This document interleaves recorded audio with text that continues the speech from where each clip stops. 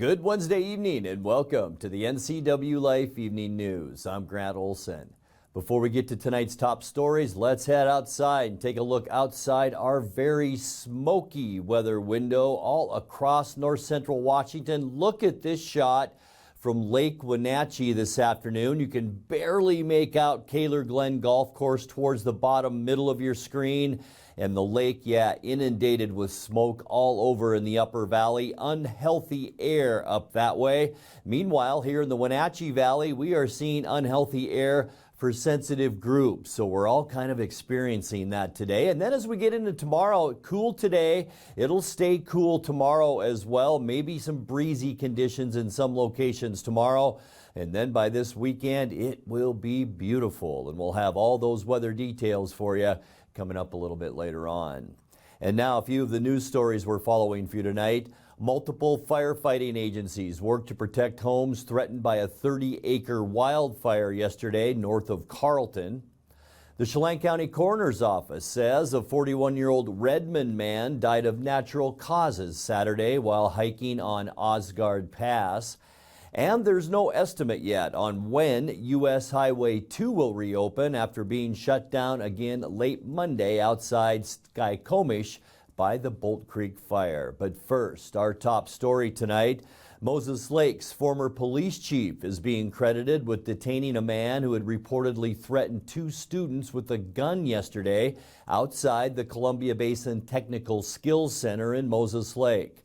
The Moses Lake Police Department said shortly before 2 p.m., two students reported being threatened by 22-year-old Lionel Balderos Mondragon in the parking lot. The tech center and nearby schools were immediately placed in lockdown. Moses Lake Police said retired Chief Dave Ruffin, who teaches criminal justice at the school, went to the parking lot to protect any students still outside and then detained Balderos Mondragon. Police said the suspect admitted to having a 9mm handgun in his car when he arrived to pick up a relative. He allegedly approached the two students who were seated in a car in the parking lot and threatened them with that gun. Balderos Mondragon was booked into the Grant County Jail on charges of felony threats, unlawful possession of a firearm on school grounds, and unlawful display of a firearm. Ruffin retired in 2016 after more than 30 years with the Moses Lake Police Department, the last 3 as chief. Multiple firefighting agencies worked to protect homes threatened by a 30-acre wildfire yesterday north of Carlton. Okanagan County Fire District 6 said the Vinton Road fire was reported about 3 p.m. and spread quickly, threatening at least 2 homes and leading the evacuation of several others. The district said because of the remote location, past fires in the area, and high fire danger, firefighters from the State Department of Natural Resources, U.S. Forest Service, OMAC, and Brewster were called in to assist. Helicopters, retardant planes, smoke jumpers, and crews on the ground worked for 6 hours to contain the fire. The fire district said there was no reported damage to structures and no cattle or horses were lost. The cause of that fire is under investigation. The Chelan County Coroner's Office says a 41-year-old Redmond man died of natural causes Saturday while hiking on Aasgard Pass. Swaminthian Sundaram suffered a medical emergency about 9:40 a.m. and the group with him performed CPR until Forest Service rangers arrived to assist. The Chelan County Sheriff's Office said because of the remote location, a hoist cable helicopter and medical crew from Snohomish County was dispatched and arrived on scene about 11:30 a.m. CPR efforts continued unsuccessfully in the helicopter. Sundaram was taken to the Leavenworth Fish Hatchery landing pad where his body was transferred to the Chelan County Sheriff's Office and coroner. Well, there is no estimate yet on when U.S. Highway 2 will reopen after being shut down again late Monday outside Skykomish by the Bolt Creek fire. At a briefing this morning, Fire Operations Sections Chief Kevin Griffey explained what happened to cause the closure just 2 days after it was reopened following a previous 2-week closure. Well, you can see where the fire hit the highway, and it hit the highway really hard right here in this little spot on Highway 2. We had a lot of material come across the road, and that's another reason the road's closed, is a lot of snags and hazard trees are hanging up in here and burning hard. So we're letting that consume itself out. We'll get back in there in the next shift and try cleaning it up and see where we end up there with that. And on down towards the tunnel, the fire just continues to burn itself out, and that's what we're waiting on. We know it's a slow grind for everybody, but it's just too hazardous to put crews in there to fight that fire. It's too steep of slopes, logs are coming down through a chute, and a lot of rolling rock and material. A federal judge earlier today turned down the city of Leavenworth's request for an injunction that would strip the name Leavenworth Oktoberfest from a fall festival taking place in Wenatchee. U.S. District Judge Thomas O. Rice said the city, which is hosting a competing festival starting this weekend, didn't show that it would be irreparably harmed if the Wenatchee event goes forward at the same time using the city's name.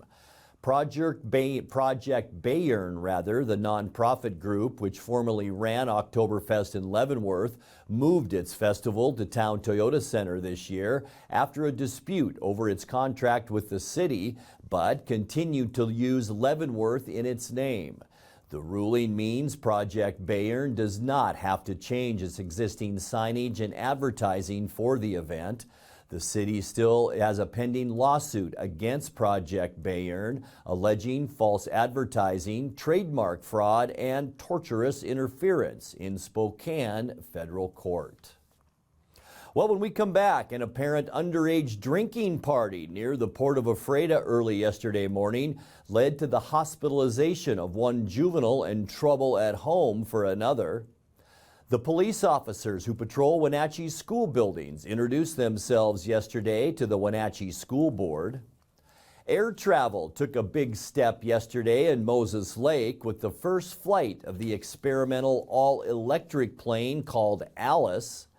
And the Wenatchee Valley's Congresswoman paid tribute last week to a woman who helped the region fight the polio epidemic of the 1950s.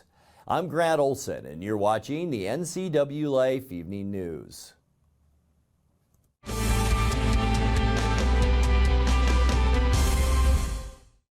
Football, school, cooler temps. It's almost fall. And what better way to celebrate than with the Fall Kickoff Savings Event at Click It RV. We've got to make room for new inventory, which means you'll save up to 30% off with no money down, 90 days to first payment, and lifetime warranties. With the best floor plans and many options under $40,000, there's never been a better time to buy. Visit us today on Frontage Road off I-90 in Moses Lake or go to clickitrv.com. Introducing Alpine Airman. Because every home needs a superhero to eliminate poor indoor air quality, send inefficient operating equipment packing, and cut high energy bills down to size. For heating or cooling and equipment replacement, turn to the experts and the superheroes at Carrier and Alpine Air. We offer the best deals on high-efficiency Carrier products, along with friendly, knowledgeable service and incredible savings to fit your budget.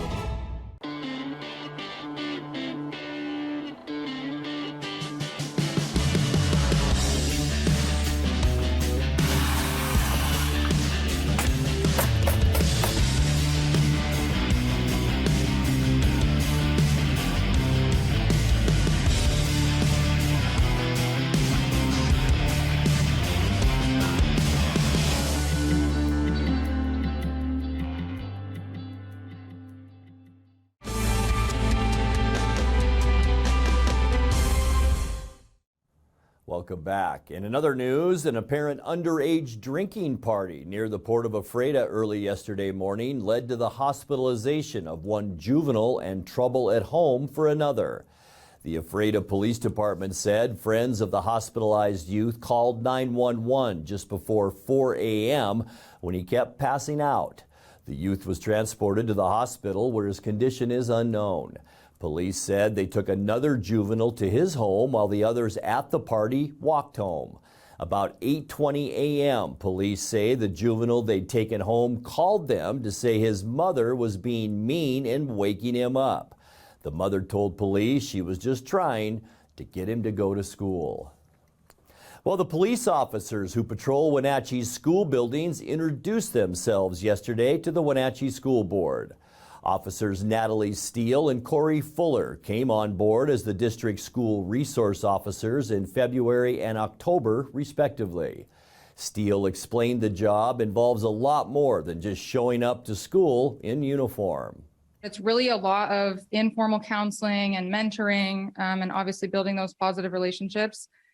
And really, I mean, we're a school resource officer, which means that we're a resource for students, staff, parents, the community. So it's not just this body of students. I mean, we get reports from parents and reports from students of things that don't happen at school necessarily.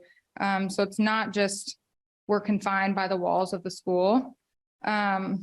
We do a lot of, just to give you a little insight, we do, welfare checks when parents or staff or teachers, counselors, anything like that, are concerned about the welfare of a child, their attendance, stuff like that. We'll go to the house. I know that we've even offered rides to give kids rides to school if they miss the bus, or transportation is an issue. Air travel took a big step yesterday in Moses Lake with the first flight of the experimental all-electric plane called Alice. Israeli-U.S. manufacturer Aviation Aircraft launched Alice at Grant County International Airport. The twin-prop airplane is entirely battery-driven and designed for short-distance commuter flights with seating for 9 passengers. Aviation says when it enters service, the aircraft should have a range of roughly 200 miles. 3 airlines have already placed orders for that plane. Well, the Wenatchee Valley's Congresswoman paid tribute last week to a woman who helped the region fight the polio epidemic of the 1950s. Representative Kim Schreier went to the House floor to remember Carmen Bossenbrock, who died in July at age 94. Bossenbrock worked as a physical therapist at Deaconess Hospital, helping local polio victims as the disease threatened to destroy their mobility. Carmen was a pioneering figure in the fight against polio, a tireless community advocate, and a beloved lifelong Wenatchee Valley resident. As the polio epidemic rampaged across Washington state, Carmen became a medical leader in the Wenatchee Valley. Working at Deaconess Hospital and later Central Washington Hospital as a physical therapist, Carmen was often the only thing standing between polio patients and debilitating paralysis. For 2 years in the thick of the epidemic, she was the only licensed physical therapist practicing in North Central Washington, and as patients flooded through her doors, Carmen devoted herself to the recovery of hundreds of patients. Friends remember Carmen as a pillar of the community, splitting her time between her beloved pear orchard in Dryden and her mission to eradicate polio. We are deeply grateful for Carmen's service. Her legacy will forever be part of the Wenatchee Valley and Washington state. You're watching the NCWLIFE Evening News. Coming up next, tonight's featured story and your complete local weather forecast. That and much more still to come on the NCWLIFE Evening News. Please stay with us.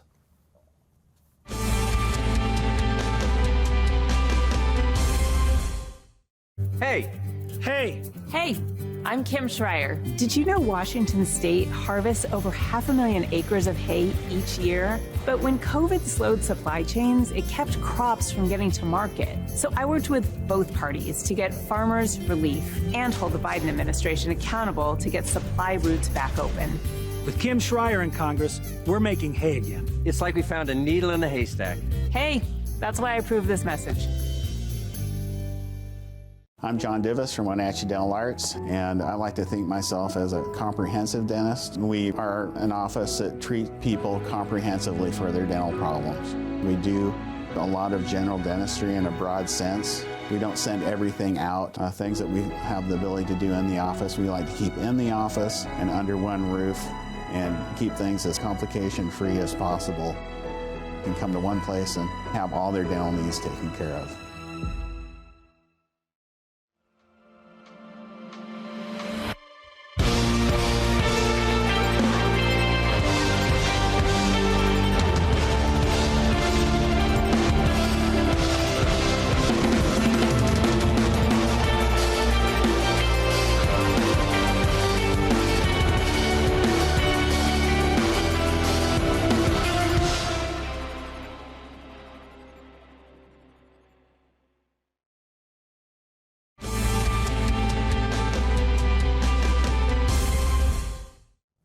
Welcome back to the NCWLIFE Evening News.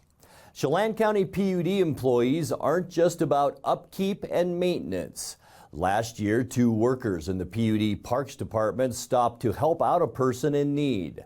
As a reward, Evan Smith and Anthony Ibarra were honored today in Tacoma with the Governor's Life-Saving Award from the State Department of Labor and Industries.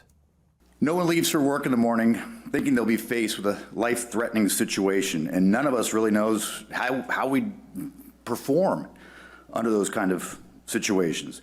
Well, the people we're honoring today all acted quickly and heroically to unexpected emergencies. Their actions undoubtedly saved lives. The quick actions of these honorees reassures us that coworkers, neighbors, even strangers are out there ready to do the right thing, and that should all make us feel a little bit safer. So let's meet this year's Life-Saving Awards recipients. From Chelan PUD, Evan Smith and Anthony Ibarra.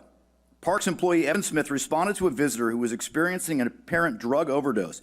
Evan called 911, removed the visitor from their vehicle, and began chest compressions. A second Parks employee, Anthony Ibarra, secured the scene, communicated with emergency responders. Paramedics arrived, continued CPR. The visitor's pulse returned, and they were transported by ambulance to a hospital for further care. Thank you, Evan and Anthony.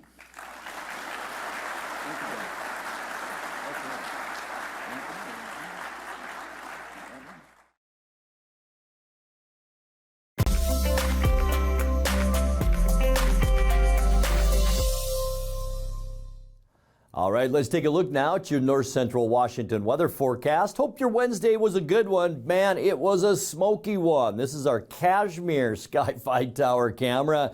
Pretty much been like that all day, and that really kept our temperature down. We thought we might be near 80 today, but 73 unofficially. 71 is now our normal high temperature. Our record 89 set back in 1963. Low this morning 57, 48 is our normal low, and 34 our record set in 1999. 6:56 for our sunrise, and the sun sets tonight at 6:46. Let's take a look now at what we can expect. Well, we'll skip tomorrow's temperatures and go right to our surface loop. This is Hurricane Ian, and I'm sure you know by now this is a deadly storm as it continues inland into Florida. 150 to 155 mile an hour winds will soon be a Category 5, and we'll keep you updated on that. Here at home tonight, a 20% chance for showers. It will be hazy tonight with temperatures mainly in the low 50s for overnight lows. Getting you into Thursday, there's our friend. High pressure coming back into the picture, but we will be cool tomorrow. Not going to say cooler than today because we were unexpectedly cool today, but we will see probably low 70s once again for our Thursday high temperatures. And then the ridge will intensify as we get into Friday. A dome of high pressure, mostly sunny and warm with high temperatures in the upper 70s for Friday. October 1st on Saturday, and it's going to be beautiful. Summer-like, mostly sunny. High temperatures near 80 degrees for Saturday. Sunday, really no change. Boy, enjoy this weekend if you can. We're going to see highs again near that 80-degree mark. And then by Monday, things begin to change a little bit. We will see low pressure begin to develop out in the Pacific. That'll throw waves of clouds our way. Not so much Monday. We're still going to be about 80 degrees with plenty of sunshine. But by Tuesday, you can see some high clouds early, and then we'll see some some of these heavier clouds later in the day on Tuesday. Still decent out there, though, with high temperatures near that 80 degrees. Let's take a look now at your 7-day forecast. Tonight will drop down to 56, 72 and partly cloudy tomorrow. Friday, Saturday, and Sunday, beautiful upper 70s and lower 80s, and we will stay right around that 80-degree mark on Monday and Tuesday. Increasing clouds for Tuesday, though. High temperatures then still nice at around 80 degrees. And that's a look at your local weather forecast. Coming up next, tonight's sports report with Eric Granstrom and more as the NCWLIFE Evening News continues right after this.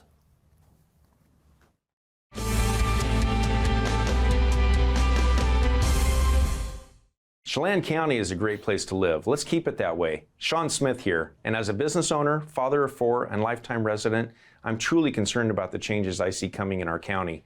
As your next county commissioner, I will work diligently with every agency, our state legislators, and law enforcement teams to make sure we don't lose the quality of life we have come to appreciate. There's a lot more than simply planning and community development to be concerned about, and I am ready, willing, and capable of doing it all for you. I ask for your vote. And now it's a sports update on the NCWLIFE channel. And a happy Wednesday to you. It was Josh Young 5, Seattle nothing. Young accounted for all of Texas's runs and a 5-0 shutout in Seattle. He hit 2 home runs as well as having an RBI single. Mariners offense, meanwhile, continues to struggle without Julio Rodriguez in the lineup. It was the 7th time in the last 14 days Seattle has lost a game by scoring 1 or less runs. Oh, he just pounded one. Deep out to left, and it is gone! Way up there. And Josh Young gave that a big-time ride to left. His 4th home run of the year. And the Rangers jump out 1-0. Now that's the location of the fastball that Josh Young wants to get a hold of. So I guess if it costs you a foul ball to extend the at-bat, you'll take it. Look at the location here compared to the previous pitch. That is elevated. Upper half of the zone, pretty much over the heart of the plate. 2 5-inning outings and 2 6-inning outings. Low running again. This one lined out to left field. That one is down, base hit. Simeon is home. Nathaniel gets to 3rd on the RBI single by Josh Young. And the Rangers had a huge run in the 6th inning. It's 2-0. It was quite impressive, in fact. 1-0 to Young. And he lifts this ball high in the air. Deep out to center field. Back to the wall. Gone! 2nd home run of the night for Josh Young. And he continues to carry the offense tonight. 5-0 Rangers. And he's driven in every single run. And this one lifted out to right field. Should be playable. Garcia is there. He's got it. And this one is over. The Rangers shut out the Mariners and take the opening game of this 3-game series in Seattle. Mariners are 3-7 in their last 10 games. Manager Scott Service says to turn this around, they only need to look inside the clubhouse. This was not the way I was hoping we would start the homestand for sure with the off day yesterday. But it happened. We are right here. Talk about the game tonight a little bit. I thought Robbie, threw the ball pretty darn good, quite frankly. He had a long home run to Young. Then he got a little trouble there in the 6th, tried to work his tail off to get out of it. And we've seen Robbie get out of those situations so many times. But, again, leaves the game down 2-0. And, the story tonight, obviously, we could get nothing going offensively. And, you ask yourself why.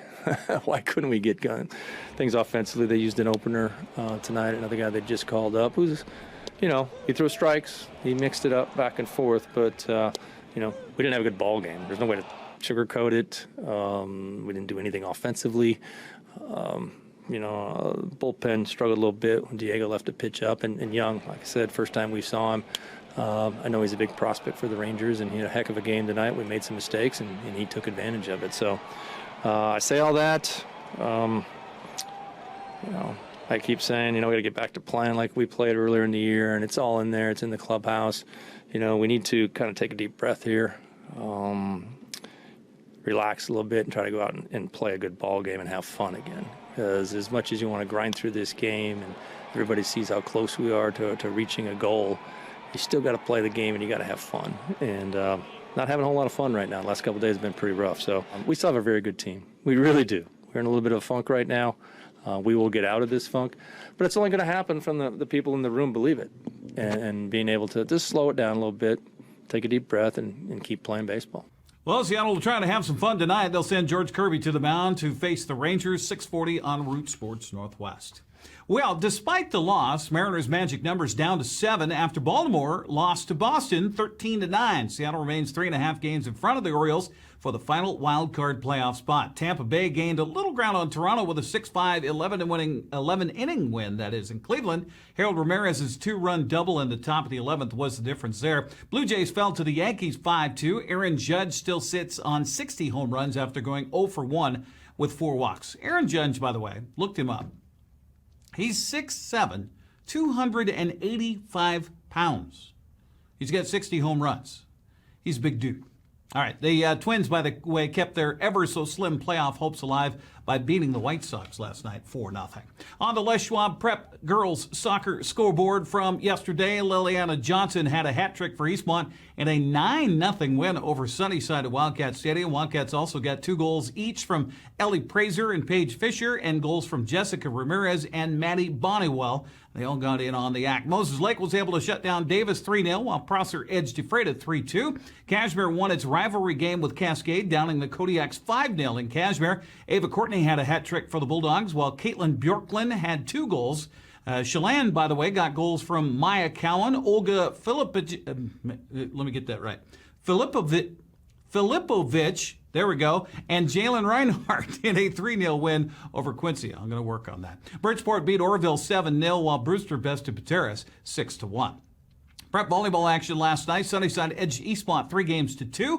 Moses Lake claimed a Big 9 victory over Davis, 25-18, 18-19. Ephrata won at CWAC clash with East Valley, 3-0, 25-10, 10, and 27-25. Smaller school volleyball play. Cashmere shut out Cascade in 3 games. Chelan blanked Quincy in 3 games, 25-10, 10, and 9. Bryn Eubanks led the way for the Goats with 12 kills, 10 digs, and 7 aces. It was Pateras shutting out Easton 3-0, while Entiat tripped Thorpe in 3 games. Manson swept Okanagan. Brewster beat Lake Roosevelt 3-1, and Tenasket topped Oroville 3-1. Well, the Eastmont Wildcats have faced Sunnyside in football 11 times since 2006. Wildcats hold an 8-3 advantage in those games, but the last 3 have been determined by an average of just 4 points. Rivalry will be renewed, easy for me to say, Friday at Wildcat Stadium. We'll be there for the coverage here on the NCW Life channel. I'll get my mouth fixed between now and then. 6:30 pregame. Join yours truly and Paul Collard for the action as Eastmont celebrates homecoming. That's a look at sports news. I'm going to work on that. Grant, back to you. You made it through, bud. Thank you very much. And now let's check in with Dan Kuntz for a look at what's coming up tomorrow morning on Wake Up Wenatchee Valley. Dan? Thanks, Grant. Join me on tomorrow's Wake Up Wenatchee Valley as we bid adieu to summer and welcome autumn. It's our good buddy Dave Erickson from the City of Wenatchee's Recreation, Parks, and Cultural Services Department. We're here at Lincoln Park, and what are we talking about on tomorrow's show? Oh, we are talking everything parks and a little bit of rec. Dave's a man of few words, and he just celebrated his 15th anniversary with the city. He got a nice pin in lieu of a raise in pay. I talked to my brother, Dave, it just wasn't going to happen. Well, I appreciate the effort. That's on tomorrow's Wake Up Wenatchee Valley. Grant, back to you. Dan and Dave, thank you very much. And that will do it for our newscast tonight. For more on these stories and other news from around North Central Washington, you can find us on Facebook or our website at ncwlife.com. And remember, if you see news happening, we'd like to hear from you. You can send us an email at news@ncwlife.com or give us a call at 888-6295. I'm Grant Olson. Thanks for being with us and have a great night.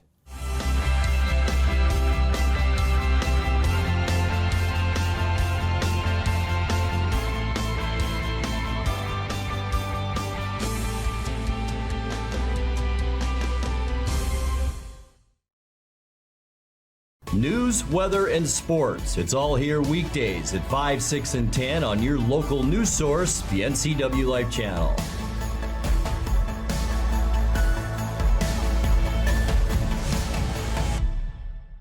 The NCWLIFE channel offers marketing packages that help you build your brand and sell your products and services. From traditional TV ads to targeted digital campaigns, let us help you build your customer base. Call NCWLIFE channel today. Be sure to tune in each weeknight for sports during the NCWLIFE Evening News. If it's the Mariners, the Seahawks, or any of our local teams, I'll be sure to cover the latest right here on the NCWLIFE channel.